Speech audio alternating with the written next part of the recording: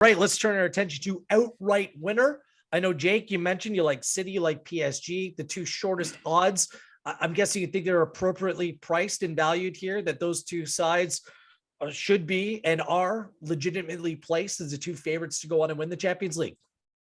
Definitely, yeah. They're the two teams to beat again in my book. PSG, obviously, well, both were beaten by the eventual winners, weren't they, Real Madrid? And both, you could argue, were really unfortunate in their respective ties to get knocked out. But I think the pair are short enough. I'm going to go back to Bayern Munich as my main bet, plus 648. As I said before, I think the reason that they are fourth favourites in the market is purely because of the group that they're in.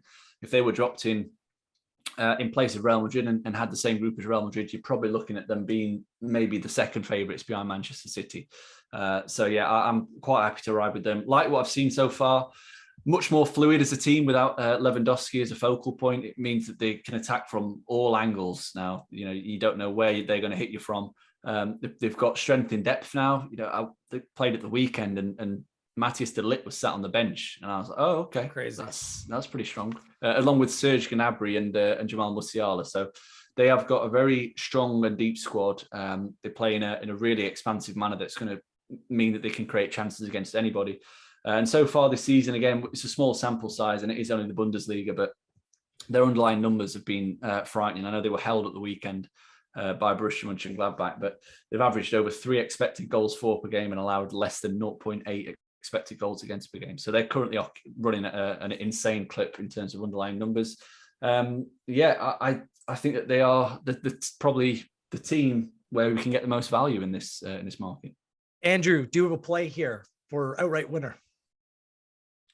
Not really any different to what Jake said there. I think it's very hard to look behind the first four in the market. You could possibly stretch to Real Madrid fifth, the reasons we've said that. But I think once you get past there, it's very hard to make a sort of decent case that any of the teams will get there. Obviously, Barcelona are improving, as we've said, but I think they'd still have to, I'm not convinced they can go all the way just yet. So if you're ignoring them, as I've sort of talked down Tottenham and Chelsea and Atletico Madrid, and then you're out into sort of Juventus at sort of plus 4,000 and things like that. So I think it's probably going to be one of the first four in the market, maybe fifth.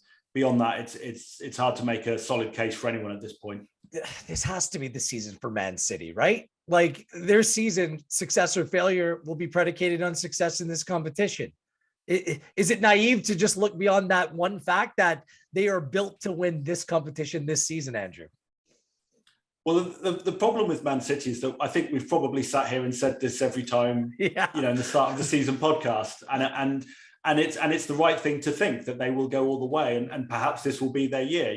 They are favourites and they deserve to be, but whether it's going to be their year, they just managed to sort of go out in all manner of ways that are totally unexpected, and that could easily happen again. But no, I mean, you can see why they're favourites, and this could be their year. As I say, Haaland can score goals out of nothing or without being involved at least, and if you've got that on your side, that probably would have got them through some of the ties in which they crashed out in years gone by. So I can't sit here and say it's definitely their year, but you wouldn't be surprised if it was.